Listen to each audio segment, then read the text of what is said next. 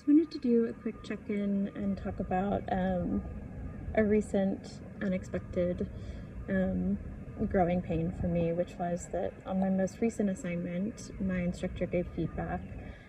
They wanted me to submit a revision after, looking at their notes. And for a revision, it's less of here are the notes throughout the submission, take them and edit them, and it's more of like, let's try this over again. And as somebody who errs on the side of like perfectionism, the initial reaction for me was to just kind of beat myself up that I didn't get it right the first time. In like looking for some insight and comfort and kind of putting into perspective what this experience was like for me. First I realized that, in the editing process, if and when in the future I have an editor, I know that there will be times, when I submit a chapter or submit an assignment and that editor requests a revision, requests that I take another go at it.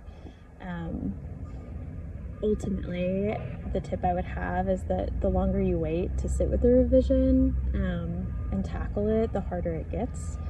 In my case, that is how I move forward. And I really wish I just would have taken the momentum I had in that moment to go ahead and sit with it and give it another shot. While I'm writing, there are always all of these alternate routes that I can take.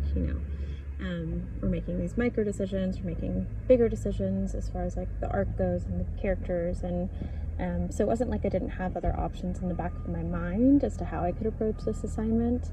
But yeah, it just definitely took me a bit to contextualize what the feeling of revising is, in the sense of like, it's not failure, it's just out of all of those options that you could take in how you're writing your assignment, maybe give it a go with another one. So, reporting live as I work on submitting the revised version of this assignment. And just to encourage you, if you are taking the course, if you're out there and you've experienced the same thing, that you're not alone. It's a very normal part of the process. So we'll see what this revision looks like and what the feedback is from there.